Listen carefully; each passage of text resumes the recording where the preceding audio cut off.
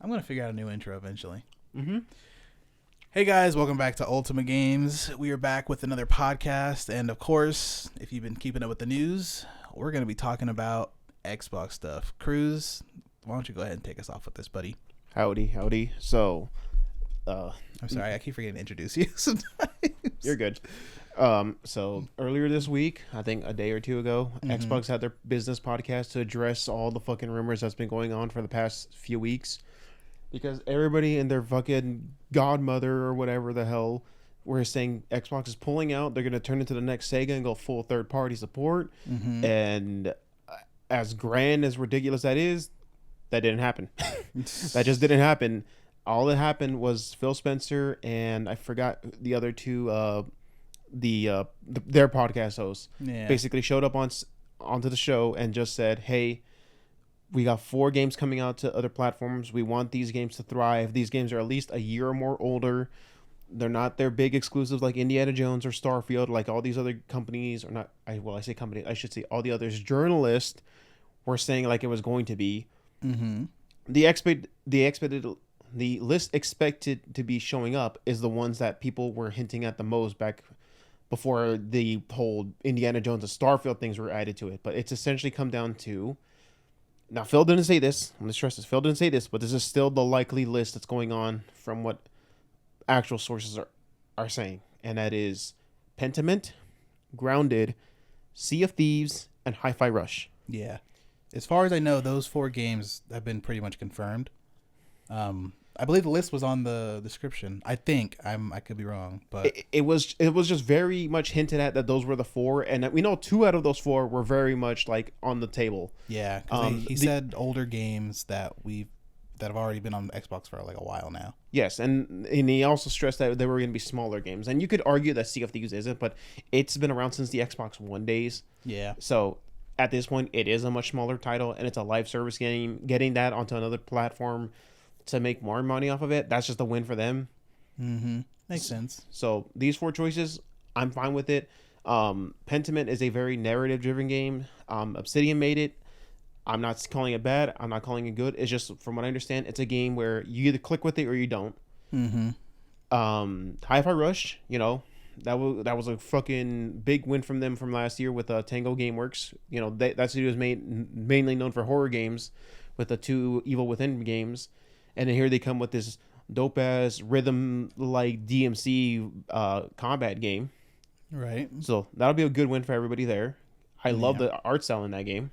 JoJo references. Grounded, you showed me, because I only heard about it from the list, but never looked into it.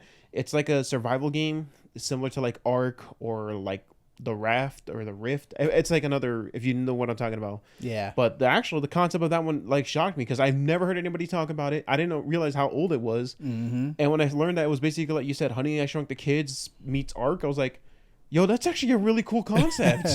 I didn't think about that.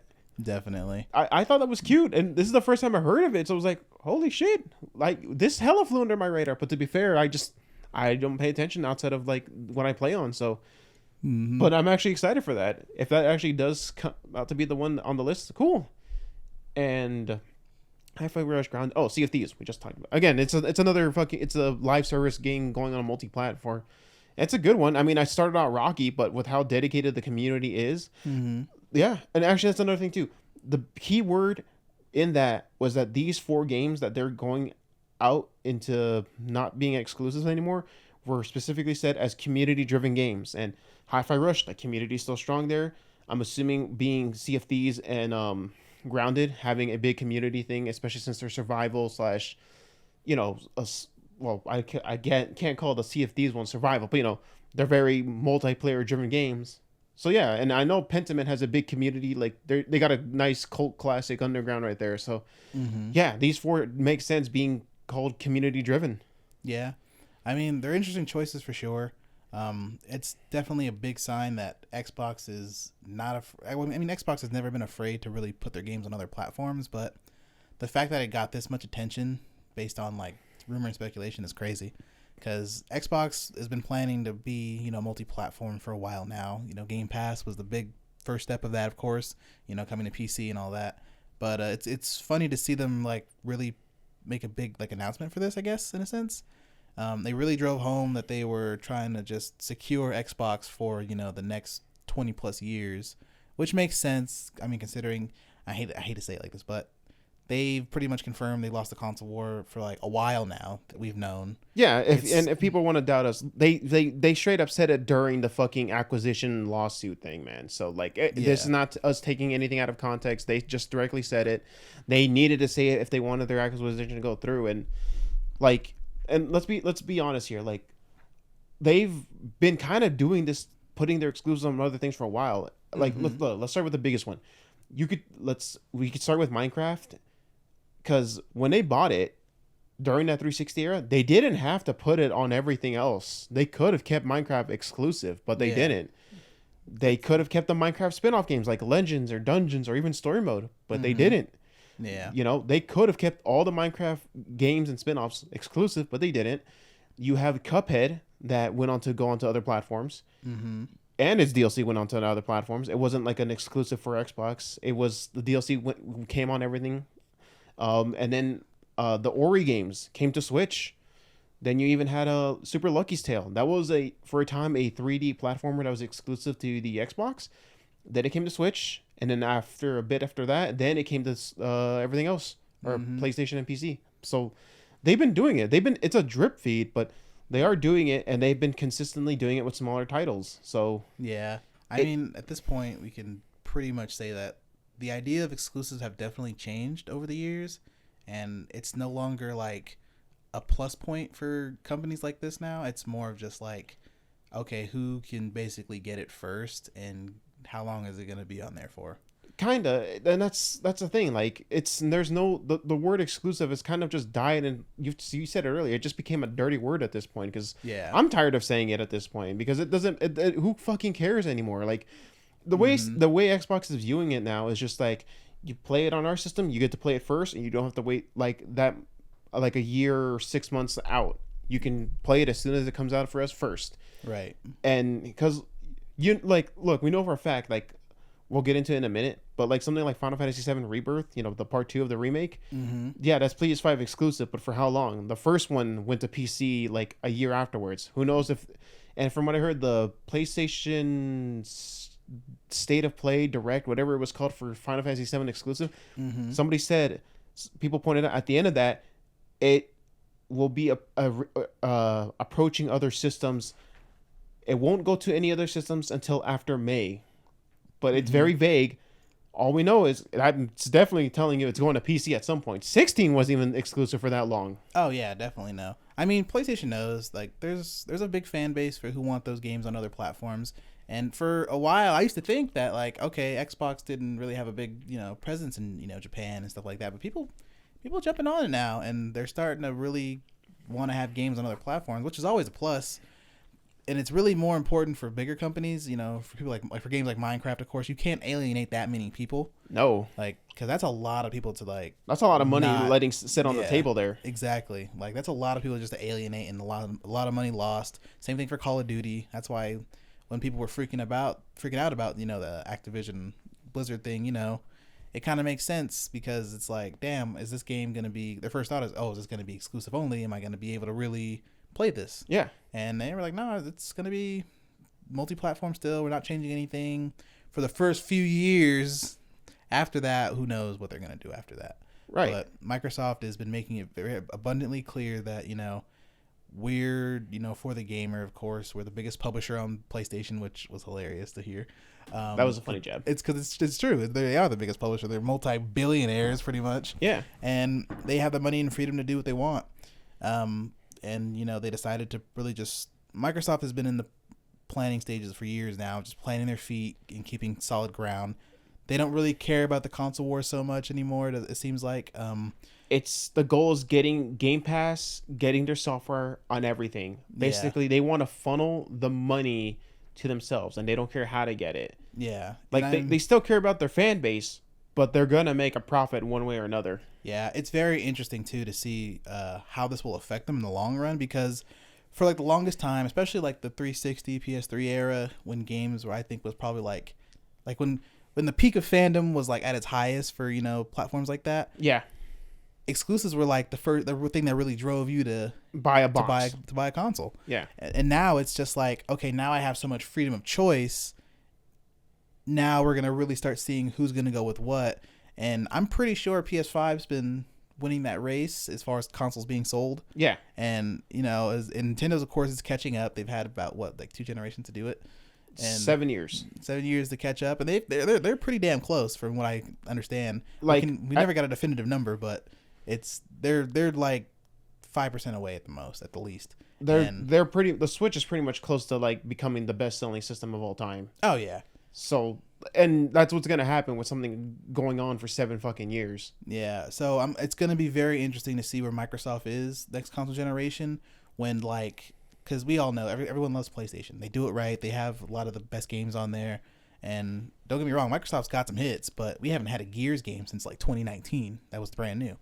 That's when that game came out. Right now, what we're expecting from like Microsoft at this point, I think we said it in one of our earlier episodes, they're going to be playing the long game. It's going to be a very dragged out long game, but once it's like when you ride a bike, you hop on, you take the first pedal down, and then you slowly pick it up. You pick up the speed. Yeah, that's basically what's going to end up happening. Like right now, they're like at speed 1 or barely kicking off the kickstand, but once they start going, I don't think they're going to be slowing down after that. Yeah, I'm just curious what's going to happen with the box, because they say it's like, okay, the best experience is on an Xbox when you want to experience Xbox, brand. And that's the thing. We know 2 things are going to happen. One, they're definitely going to be pushing towards a more digital focused future because they're going to have the Series X, they're going to have the Series S, and they're going to have that revision of the Series X. It's going to have a 2 terabyte thing built in. I think you're going to be able to add more memory on top of that. Yeah. And I think it was that Codename Brooklyn. I don't know if you saw it, but it was Codename Brooklyn, and it looks like an Alexa, but it's basically a Series X, not an S, an X, but just completely digital. Yeah. I mean, that's fine, but it's just at a certain point, and when are they going to make that push to be like, there's one more I didn't bring up. What? They're hinting at a handheld. Keep in mind, that's all they hinted at. There's nothing coming else from that, but I have my reservations considering about handheld, but considering what's going on now, the fact that the Switch basically made its mark, and now we're seeing multiple. Like, I'm gonna keep saying this because every fucking month we see something new come out. Multiple handheld PCs coming out post Switch. It feels like Microsoft, and we'll get to something for you later, and when we get to the PlayStation half of things, the big 2 are noticing this, and they can't keep ignoring it. Now, yeah. I'm not saying they're going to make dedicated handhelds to have exclusive games on them. I'm just saying they're going to have these are basically become accessories. Hopefully not to an extent of a PlayStation Portal, because that thing still sucks ass. I don't care what people say. You cannot defend that. Yeah. You're basically, to have that thing operating, you need $700 flat, but we'll get to that later. But yeah, like pretty much we're going to see, this is basically the last true generations of a box and a machine with physical media. After that, we are going to an all new uncharted territories after this. I hope not. Physical media all the way. But yeah, I'd be shocked if Xbox even the thought of even trying to put out a handheld. I mean, I get where the ideas would come from it, but damn, it's just like they're so like Game Pass focused right now. It's just like they can just put that on the Steam Deck. I'm pretty sure you can run Game Pass on the Steam Deck. You got to do a little bit of hoops in this because the Steam Deck runs on Linux. Yeah. But besides that, you can. And I think that's going to be a thing. But I think they'd also want, some Xbox fans would want a portable PC thing that just has the Xbox branding on it. Yeah, that'd be weird. Oh, I don't even know what you would call that. Yeah, maybe 6 or 7 years ago, that thought wouldn't even been possible. Cause, no. Man, even with the Switch was out, it was like, we know it was doable, but now that there's Steam Deck and all that are making it kind of more mainstream and stuff, in a sense, it's just crazy that they have the opportunity to do so. Sony should have been on that a while ago, but that's a different conversation for another day. And yeah, it's very interesting to see where they're going with it. I feel like we're getting to the point where, we talked about it. We talked about it years ago when, PS4 and Xbox One were still new. Yeah. What they were planning. Microsoft wasn't putting out games. They were focusing on more of their service stuff. And that's just pretty much what they basically confirmed for their podcast, pretty much, that they still plan to make boxes and stuff, but it's just for a matter of how long, because if they keep going all digital, Because and then who knows? At some point, you're probably able to buy like an Amazon Fire Stick, but it's gonna have the Xbox branding on it. You stick it yeah, in, and you basically turn your TV into a Game Pass machine. yeah. I feel like in the next 10 years, it's definitely just going to be a PlayStation regular console, like how they always been doing. I don't see them doing any kind of big change like that. They haven't made any, real progress. I hope the shape of this box changes next year, next generation, because I hate it now. But it's just going to be them and, of course, Nintendo doing their thing with their weird Switch hybrid assault console. And then call it weird, but it worked. It works, no doubt. They went from like in the red with the Wii U to just green, like super green, like fucking emerald green. Yeah, I mean, no doubt. They props to them for doing their thing. It's still weird for me. For me as a Nintendo guy, I just want to be like have a regular box, no weird gimmick. But I get it. I understand where all the love comes from with that. But it's gonna be those two, and then some weird Xbox device, or just regular service. I mean, I played with the Xbox Cloud for a little bit on with their streaming, and it kind of works. I mean, it has its issues, of course, but that's the nature of cloud. We are not at that future that people want us to be at with cloud streaming. We won't be there for a good while, but it works. And I played things like Battlefield, freaking Need for Speed Unbound, and all that. And I played it on not the best network, and it works pretty solidly, way better than I would assume the PlayStation Now stuff. Because I tried PlayStation Now, that stuff sucks. I hate it, terrible. But Sony's been gave up on that. So yeah, it's gonna be definitely interesting to see where these two companies go. I feel like Nintendo's just gonna do their same. Hey, this is our new console. These are all our games. That's it. And pretty much, which works. Going to the beat of their own drum and just making their fan bases happy with whatever software they come out with. That's all that matters to them. Yeah, they'll always be behind in this aspect of like we're just traditional gaming and that's it. And I feel like that'll work for them later on down the line when PlayStation decides to be like, okay, we're gonna be just all digital, no more physical stuff. Mm-hmm. We're just trying to do our best to stay in the lead. Yeah, and I feel like hopefully Xbox gets past them at that point. But again, that goes to the whole fanboyism console war thing. Yeah, so let's not get into that. But it's going to be very interesting to see what Microsoft does. I feel like they're really testing the waters with this multi-platform of putting games on other platforms. And even the choices of games is actually interesting. They chose a game that they had moderate success with that they thought might have been a flop. 2 games that are live service, but not so bogged down by overbearing microtransactions and stuff like that. Yeah, and one game, and one like mystery game that people kind of mess with in a sense, but like it's not super mainstream. That where it's like, okay, people know this game, like because we didn't hear about this game till like we started looking up all the info about it. Yeah, exactly. So this honestly is a positive for at least those dev teams. They get to get their creativity muscles out there and flex, and get appreciated by other fan bases. Yeah, I'm curious as to what the response is going to be from just gamers and people who are, what the results are going to be from this, and what Microsoft's going to do forward. Are they going to take a bigger chance and put bigger games on there? Am I actually going to see Gears on PlayStation? Because that'd be weird. And if this works for them, these 4 games work for them, they hit their sales goals, which I doubt, then they might go ahead and do more. I can see them definitely greenlighting more and more smaller projects, but as for the big ones, like let's just call it out. Forza, Gears, and Halo, those are their big 3. Mm-hmm. Those are their big 3. I don't see those jumping ship soon. I'd say at most we see is like the first Gears. Just the first Gears gets an HD remaster for the other 2. That's it. Yeah. Outside of that, I don't think like Gears 6 or 7 or Halo's 7, 8, whatever is going on, or the next Forza, none of those are going to jump ship because those are going to be what basically sell units. Basically. And if they're still planning to make more, they'll need those to do that. Yes. Which is funny because it leads me to start thinking about PlayStation and like what they plan to do. Mm-hmm. I understand that they have a few games here and there that they got in the works right now. Nothing super like we're going straight ready. to PlayStation now, right? Pretty much. Okay. Unless you still got some Xbox stuff to talk No, about. like we pretty much wrap it up. We're both in the positive on this. It's just a very interesting. We're just treading unknown waters now. Yeah, I mean, take everything with a grain of salt. I always say this in every episode. We're not experts. We're literally just guessing and giving our opinions on what we think about what's going on. We're the average Joe giving our opinions on what's going on. Basically. Hashtag budget gaming. There you go.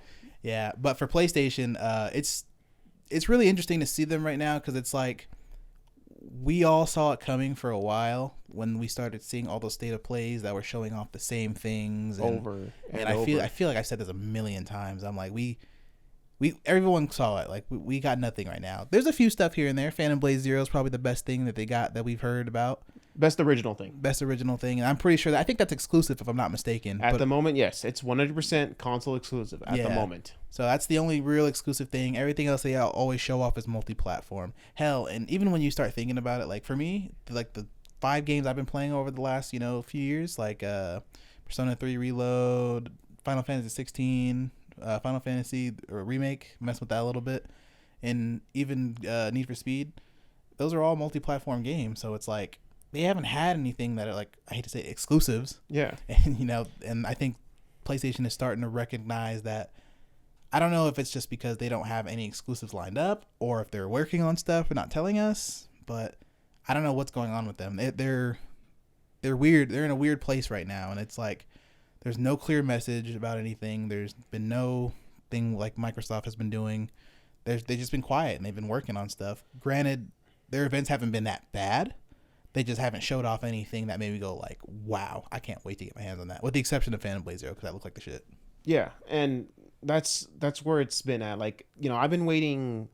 At this point, we're about 4 years in since 2020, since these machines came out, right? Mm-hmm. And there's still nothing that sold me from these direct companies to make me want to go out and buy it. And it's just, that kind of says a lot to me. Like, yes, I know I'm 100% a Nintendo fanboy. If I'm going to be labeled as one, and that's fine. I understand it. I'm not going to deny it or any of that. But what I'm saying is, like, there was, when maybe get a Switch was like, learning back in the day, like the reason I didn't pick a Switch day one, by the way, because I was cautious after what happened with the Wii U. Mm-hmm. And then the Switch announced that it was getting Monster Hunter Generations Ultimate. Monster Hunter Generations was my favorite one on the 3DS. Gameplay wise, I always say that. I have if we ever talk about favorite Monster Hunters or things like that, we'll go on that. But yeah, I picked the Switch just for Generations Ultimate.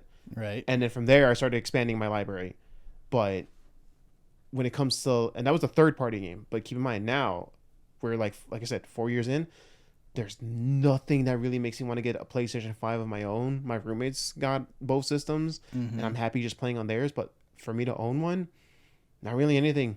At most, it's just, since I'm a fighting game player at heart, it's just getting the latest versions of fighting games. But I got lucky where a few of the ones that are current went to the Switch as well, like DNF Duel, Dragon Ball FighterZ. Yeah. Like, yeah, I didn't get Street Fighter 6, Tekken 8, or Mortal Kombat 1. Okay, let me rephrase that. We did get Mortal Kombat 1, but that was a terrible idea for Warner Brothers to port that one back. Yeah. But still, like, there's not really anything I want. And everybody says, well, you just play indie games. Like, I mean, I do, but that's not how I was during my PS4 era. I still played a lot of the big games on the PS4, but right now, right, there's nothing on the PS4 or PS5 that I want. Yeah, and then that's where you start running into that problem, or that, not, I wouldn't even say a problem, but you start running into that decision where you're like, okay, everything's on everything now. What's the point of getting it if I can just play it on Xbox? Exactly. If it's something on Game Pass, I'll just tell my roommate, hey, I'm going to download this to your Xbox because it's on Game Pass. Like, yeah, sure, go for it. Like, exactly. What's the point of going out of my way to buy this thing? And keep in mind, I'm a physical player. I always buy things physically, but the fact that nothing's pushed me over that edge to like buy the system and own a physical copy for myself, it's like, what's the point? Yeah, like me, I'm hardcore Persona 3 guy. I want to play Reload on PlayStation, but money's funny right now, so it's like, okay, I have Game Pass though. I can just go play on Xbox. Granted, I'm stuck playing it on Xbox. I'm too far in to want to restart it, and I probably not gonna buy Persona 3 Reload for PS5 until it's on sale, like half off at least. And I mean, Game Pass helps, and it was cool. I'm probably gonna play Tactica on there too, but man, does it feel kind of gross. But like, again, that's the fanboy in me saying that. But that's where you start running into those choices now, like. The idea of like what and where you want to play is starting to really change, and it's just interesting to see how much it's affecting us, because things like the $5 increase, of course, at $70 is making a impact on our decision. And okay, do I want to spend money and play it on this when I can just have Game Pass and go play it on that? I'm fortunate enough to have access to kind of everything right now, and it's just really funny to have that choice on. It's really funny to play my favorite games on consoles that I don't want to, so it's just really starting to show me what's going on and how much everything's starting to really change. I like to point out too, like there's nothing wrong with what you're doing. I know, because I know the inner fanboy thing, but a couple of people I watch on other podcasts. One of them is like a very young YouTuber. She just started. I think she's close to hitting 10K or whatever. But she pointed out too that she loves her Series S, the cheaper model, but because she's in college right now, she's studying. Yeah. But because she has a Series S with Game Pass, she has access to like any of the big third-party titles that come to it day one. She gets to try it out, and because her money's going to her class or whatever, probably. That's the thing too. She even pointed out, like, a lot of college kids, as much as they would prefer the more expensive machine, having the cheaper Series S, it's easy to carry around, take with you, and all that stuff. I'm not trying to shill for that, but I'm just saying from her perspective, like, Game Pass and college students and all that stuff actually makes a difference now when you look at it from their point of view. Like, if you were in college right now and you were low on funds, getting a Series S for like $200 something plus Game Pass, you'd be able to play games and keep up to current date with some people. Oh yeah, it makes sense financially to go with the Series S over the PS5. I like the PS5. I didn't even have a PS5 until like after I had already had a Switch and an Xbox Series S, because those two things were way cheaper than that. Yeah. And of course that was during the scalp time, so I couldn't really get it. But it makes sense. Like, even me, I don't travel with my PS5 ever. I've never traveled with it. Except for like one time when I first bought it, but I had no choice. Yeah. At the time, but I always take the Xbox over the PS5 because most of the multi-platform games I have on PS5, they're on Game Pass. And like we looked up earlier before we started the episode, we looked at what's going on with PlayStation. You can count like all the true exclusive, right? Like not something that came to PC later or anything, but we're talking about true exclusive. It's come down to at least 13 items listed. Oh yeah, that's compared to if you look at the PS4, again, it's subtracting whatever PS4 game went to PC afterwards after a bit. That has 54. That's like, that's pretty much 5 times as much as what's on the PS5 right now, and we're 4 years in. Yeah, bro. And mind you, these are bigger games that cost more to make, and they're bigger productions than most. Don't get me wrong, PS5 has exclusives in their library. There's always games that just come to PlayStation, but they're just really smaller titles that stay under the radar for a lot of people. Unless you're like a really hardcore anime fan, or you happen to play this random RPG that's on there. But it's when we're talking about like the big games like Persona 3 Reload, the fact that game's not exclusive is wild to me. Even timed exclusive, even if it was just timed exclusive, because everybody's expecting, because everybody for years believed that there was this like Sony Atlas clause that would prevent them from putting it on other platforms. But then not that long ago, we got the Switch got hit with all 3 Persona games, 4, 5, and 3. Then 3 Reload was not a PlayStation exclusive. It came to everything day one. Yeah, that wasn't even shown on like X. Oh yeah, Microsoft handled all the marketing for that. They did all the marketing. Yeah, same thing for Tactica too. And PlayStation always like wasn't like holding down Atlas at all, because they'd always get the spin-offs on every other thing. Atlas has been on PlayStation with or Xbox with Arena and all that, and Ultimax. And and on Nintendo with Q2 and whatever little spin-off games they'd have, but the main series were always on PlayStation or Vita or PS3 or something like that. But now that things have changed so much, it's just like it makes you wonder what Sony's really doing, because now they can't even rely on their third parties to carry them when there's a drought season, because I mean, they can only put out God of War so much back to back. I mean, we want that game to be quality, so of course it's going to take a long time to come and really do its thing. Because like if people say like we're over exaggerating, look, during the PS3 era, we got 3 Uncharted's back to back. We got 2 Infamous games, I believe. If not, maybe 1.5, because I know one was a mini expansion, like the Halloween one. Yeah, The Last of Us was PS3, wasn't it? Yes, The Last of Us PS3. We also had Killzone, a couple of Killzones, I think 1 or 2 at least. We also had like 2 or 3 God of Wars, right? Which was, I know, 3 and Ascension. I know Ascension wasn't as good as people would like the other ones to be, but still, you got 2 God of Wars there. You got Twisted Metal there, even if as much as I don't like it for personal reasons. You had PlayStation All-Stars. You had Heaven's Blade. Yeah, I can keep going. The PS360 era is where they pumped out a fuck ton of games. Yeah, the library was strong. Like when you saw those games, you were like, okay, yeah, that's a PlayStation game for sure. Not even some of them weren't even exclusive, but you would always see it on PlayStation first before you saw it anywhere else. And now it's just crazy how different everything is. And I mean, Microsoft's been planning this for like a long time. Not to say that they are like corrupting or anything like that, but they've been planting the seeds to incorporate themselves more and put themselves in the face of gaming almost, in a sense. Like I think more people know about Xbox than they do PlayStation at this point, which is weird to think about, but it's just how it is. They've been really good about their marketing, And we're not alone in saying this either. When this comes from the higher ups, when we just said that the president themselves came out and saying like, hey, from now to we don't expect any major first party titles. I think I already said this in the beginning, or if I didn't, like they already said that don't expect any major first party titles from now to the beginning of next fiscal year. And it's like, what? yeah, And then they also, on top of that, the man also said like, oh, don't worry, we're going to be doubling down on live service games. We're going to be, and that just translates to, we're going to be chasing that Fortnite money. yeah. And I don't know if it's because they need profit or what to keep functioning, but it's crazy to think like the state of how everything is right now. Like for me, how I'm seeing everything right now, Xbox is basically like the face of gaming right now, in the sense of like, it's everywhere. People are, happy about it. Got Game Pass. PlayStation, of course, is leading in sales. They're for some reason, somehow they still are beating consoles.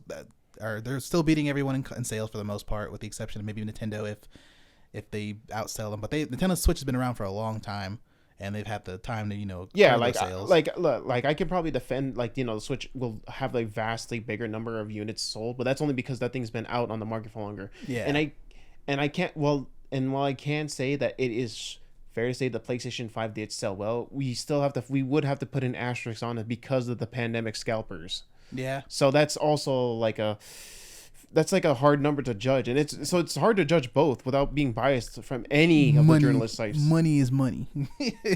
Nah, Oh, yeah, no. I get you. I get where you're coming from with that. And yeah, and then Nintendo, of course, has just always been Nintendo, doing their thing. So everyone's playing a different role in like a really different way, and it's just really strange. This has been the most unique generations of gaming. Yeah, I've never been super excited, but I've never been let down either. So it's just kind of weird. Everyone's just playing. It's not really a roller coaster. It feels like a merry-go-round. Yeah, and everyone's like on a different ride. It's weird. But I mean, none of it's really bad. I mean, games are still coming out, of course, but it's just funny to see how every company is treating them differently. I would have thought Nintendo would have done some wild, outlandish stuff to, not get attention, but to, be the talk of the town, But my surprise, it's been Xbox. I mean, they put out like a few rumors came out and everyone was losing their shit. It's just because right now, like post acquisition and things going on, it's just like right now they're just the focus, and it could be looked at good, it could be looked at for bad. It is such a unique time period to be in right now, and it's the most uncharted waters. Like if like you look back at a few years, you could see that the water was like a little clear. You can kind of see through at the bottom of the lake or whatever. Now this is just a swamp. You can't see shit. Oh yeah, it's getting muddy for sure. And PlayStation has no footing whatsoever right now, as far as just PlayStation favored games. And I want to see like a really great PlayStation event. Like I want to be wowed again. I want like that E3 hype that we had back in like 2014 and whatnot. But I mean, they've been just extra quiet, and I hope that that's like an omen for good things, because when a company is super quiet, that means they're working. Yeah. But if another few years go by and I still don't hear anything, and then generation ends or something like that, it's gonna be really crazy to think about that. You just brought it up, and I forgot the last thing that the Sony said, or PlayStation said in general, was just that we're here to like say we're entering the latter half of the system's life, and we're like, bro, it took like 2 years, bro. Like somebody on Twitter once said. I saw this. Somebody on Twitter posted this, and they reacted to it in the words as such as, "Bro, you have to do some voodoo magic for the first 2 years just to own one of these boxes. What do you mean we're already at the halfway point?"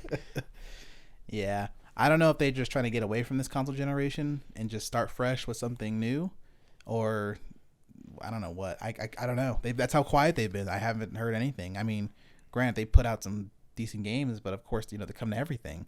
Again, the idea of exclusives have changed since the old 2 generations ago.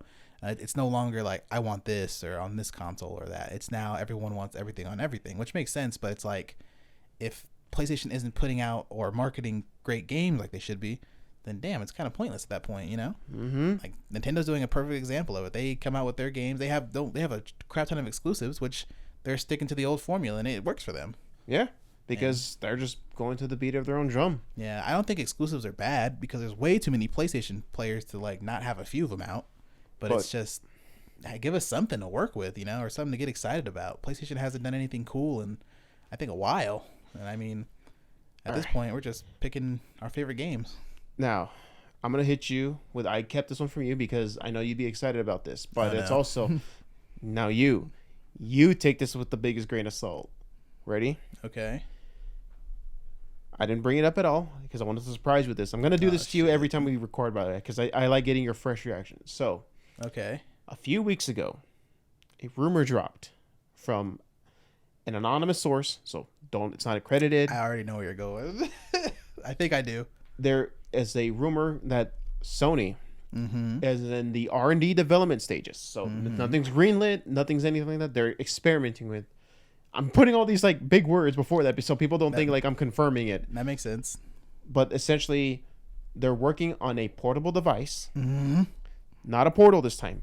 Good. A portable device that will be. Now keep in mind, these are the key words that this person says. So this is where I'm getting very suspicious of this. Okay. They want to make a portable device that can run PS4 games natively. Okay. There is no external media for this device, but they will. So they're expecting you to, just download these games directly to it. So there won't be like a disc drive or anything for these PS4 games. And what can you do to a PS4 game now? You can't put it on a disc.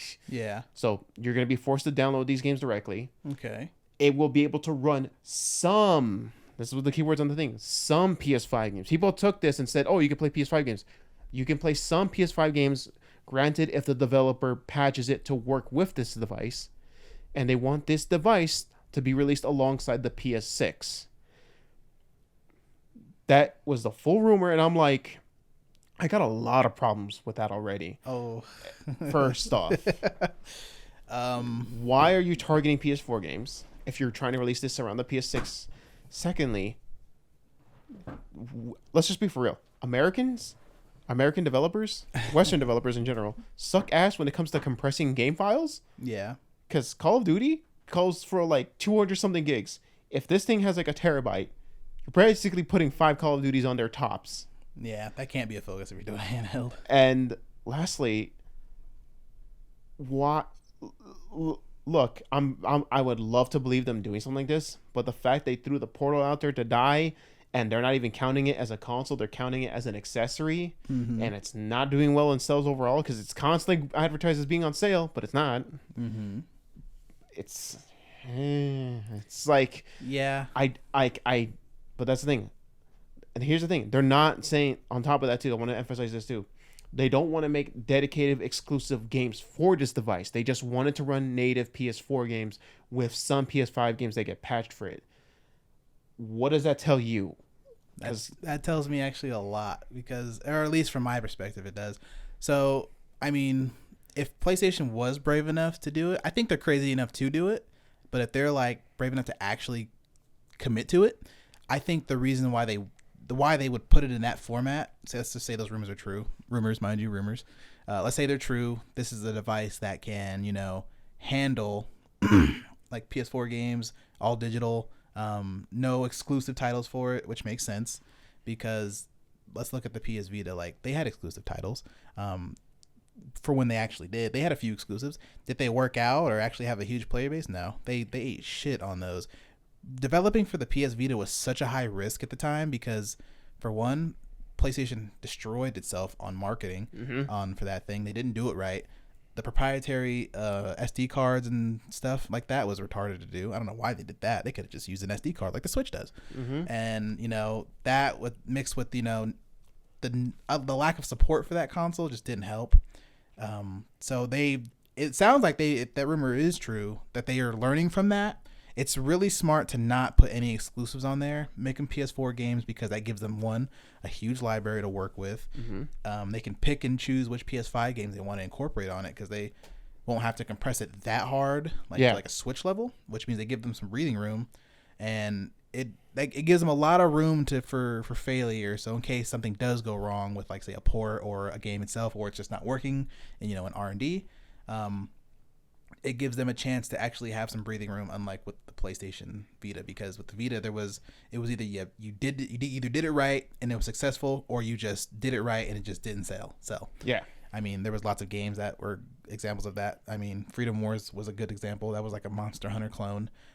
Great idea, great, great, execution for the most part. Everything worked. It played well. It was fun, but it just didn't have the sustainable player base to keep it going. And I don't even know if that company is even around anymore, because I haven't heard anything from them. And it was just that big of a risk. And you either went all in on the Vita or you got support from PlayStation directly to support that game. And whatever studios didn't, they got ate up. Okay. And yeah, I think it's doable though. For PS6, that would be exciting to hear too. I would be hyped for that because I know I love PlayStation handhelds.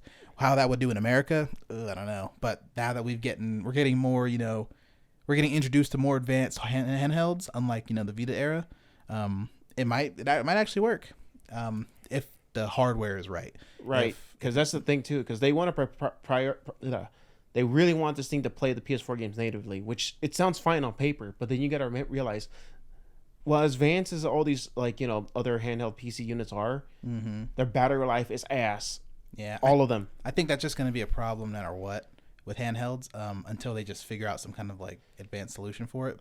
And it's just my only concern is how much it's going to cost, because that's another thing too. Would you keep in mind? Let's say next generation, the PS6, right? It's going to cost let's be for real. It's probably going to cost $600 or $700, right? With inflation, right? How much are you willing to pay $500 or $600 for this portable device that's specifically for PS4 games, when you can just buy the PS4 itself for half the price? If it can do everything it promises and does it well with little to no issue, everything works, hardware's solid for the most part, I could see, and the library is big, and if they check all the boxes for this thing pretty much, I think it could do pretty decently. It would be a great redemption stepping stone for them, especially if they give it a lot of free support. They bite the bullet on the cost of making it. I don't know if I'd pay $600 or $700. It can't cost more than the PS6, that's for sure. No, because at that point you were just literally trying to treat your customers like Apple customers. Yeah, $450, $500 is realistic. You give me a lot of storage, and if we're doing PS4 storage, a terabyte could be a lot. But if it can check all those boxes, then for fuck's sake, do not make a priority, whatever the fuck the word was, storage for that thing. Yeah. Do not do what you did to the Vita on that thing. That thing needs universal hardware. Steam Deck, Augur Ally, all these other ones, they're all using SD cards. Do not be the stingy motherfucker that says, no, you got to use our very specific brand of memory cards for this thing. Yeah. It would be a very interesting thing to see if they actually did that. I'd be shocked if they did that, honestly, because it's so expensive. It's such a risk, and I don't want to say it could potentially destroy them, but it could really hurt in the long run, especially if there's some error or something happens. It's a lot to ask for. Especially for right now with all the competition too. Like I said before, they waited to the worst time to actually want to do it. They should have done it when Switch was new, if they wanted a handheld. And they could have gotten away with the medium-sized Vita, round, the same shape, and just they could have had that thing. Honestly, here's the crazy part. Looking back at it, they should have just made a dedicated handheld that didn't play PS3 games.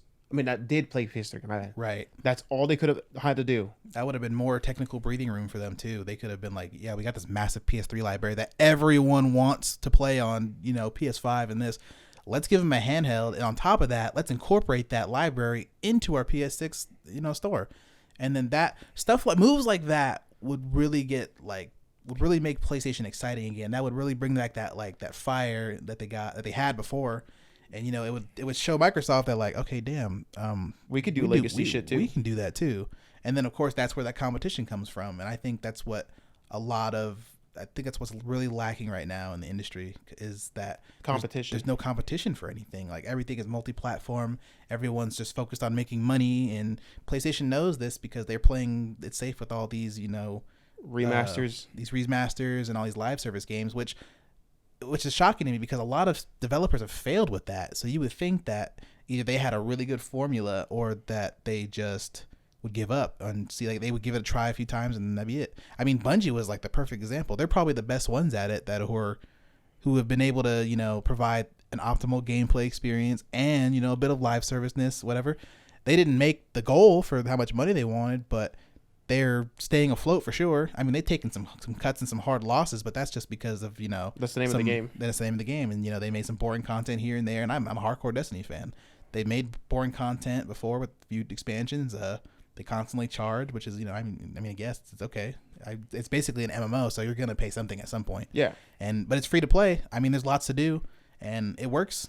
It's just that it was never gonna be that astronomical result that they wanted. That's too high of a ceiling. Yeah, they shot really high, but that just shows you how much they really wanted it to work. Yeah. And that just shows you where Sony's focus is right now. It's not bad. It's not the worst thing ever, but I mean, at some point they're going to recognize what they need to do, and that needs to be a handheld backwards compatibility. And my hope is that they're saving all of that stuff for just a kick-ass generation, because if that was like the next generation was that focus, handheld, backwards compatibility, a few banger exclusives, every few months. Oh, dude, they'd be killing it. They got to get back to that late PS3, early PS4 mentality, not the post, because now we're an arrogant Sony, and they are just without competition. They're just cruising along, thinking, "Yeah, we're fine. We don't gotta worry." Throw some nice events on top of that, and that's what's literally been carrying them since like the PS3 era. Is that trail of just great games, great events, great hardware for the most part. Because the PS Vita may have failed, but that machine was awesome. First thing to do. It's still held in high regard. Yeah, it still holds up. It's pretty durable. I haven't had any joystick drift since I've been playing with it, and I've had the same Vita for like 10 plus years now. And it's a solid piece of hardware. They can do hardware. They just need to focus in on the business strategy. They're kind of like Google, where they'll announce a hardware and then they don't commit to it. Yeah. And it hurts them, and it hurts them like really bad, because they're not, they don't have deep pockets like Microsoft. So. And they'll blame like, oh, the interest wasn't there, when reality come on. They don't want to admit that they didn't want to really try. Exactly. They just pull weird moves, and it shows, and it sucks when they can't do it. You can see where like the business aspect comes in, and then when the actual gamer stuff comes. Exactly. And I mean, hell, if they can ride the wave of how they were, a few generations ago to now, imagine what they can do when they actually hit some slam dunks. Mm-hmm. I hate using that term. I swear I've been saying that a lot, but they can do it. They just need to really focus in, take a few risks that actually mean something, not that live service shit. I would get that out of their head right now. They really do, because like everybody needs to stop chasing the Fortnite money. Exactly. It is literally impossible to chase the Fortnite money right now, unless you just want to buy them. That's your only goal. You got to stop wishing for lightning in a bottle. Like that's way too much. Yeah. Especially with how much shit costs to make now. And it's crazy, because they could still do that. They can still make great games and take risks like that, but they just have to be able to separate the two and not incorporate it. But I get it. PlayStation is a little bit more limited than Microsoft, which I'm surprised they haven't been trying to do that more often. But they're more focused on, the business model of their gaming, which isn't bad, but I mean, because Game Pass is pretty fucking awesome. It's weird for Microsoft because of how much they buy the companies, but it makes sense, for what they're doing. At least to me, it does. But for PlayStation, they just slack ass in the worst times. I know, right? If only they had like somebody to help fill in the gap in between like their big releases. Mm-hmm. Cries in PlayStation Japan Studios. Yeah. Man, rip to Gravity Rush too, because man, wouldn't it be nice to have another, a couple of Ape Escapes or Gravity Rushes to fill in this year? Man, if we had Gravity Rush 3, that'd be a fucking... I think something like that would be like a really good, just like, hey, we're back and this is what we're doing. That'd be like a kick-ass, like, we're going back to old Sony kind of thing, Could you imagine if like they actually revived the studio and we got like Shadow of the Colossus, or like something from Team Ico, like 4, their Team Ico game 4, or Tokyo Jungle, for those who remember that one, mm-hmm. Tokyo Jungle 2, just something like that. Yeah, like literally, it'd be like, look, I can already picture like it's like Gamescom or some big event. PS5 generation just ended. Xbox Series S is over with. Their new announcement and rumors are starting to come. PlayStation announces it, like all the news, like they have a big press conference. First thing that pops up is just the 3 upside down falling Gravity Rush 3 trailer. Fucking Team Japan is fucking back. Oh, there you go. Yes. And then fucking just like, so we heard all the feedback. Fuck live service stuff. I mean, we're going to support Destiny with all we can, of course, but we're all about PlayStation and what makes it special. And then bam, just back-to-back bangers, and then boom, that's when you hit them with the Vita announcement. Vita 2. You know what would make me buy that system day one? Like dead ass, no joke. Dead ass, and I know we've been joking about the amount of remasters and all this shit. Right before it ends, you hear like a classic, the classic PS1 startup, the thing, the jingle. Then it just cuts to a super hyper realistic version because I know that they go for graphics. Or they go up to that. All you see is Dart. You know the name. You know where I'm going with this. You see Dart combating shit. You see some dragons flying around. Title screen flies up in the air. Legend of Dragoon. Man, that'd be some shit.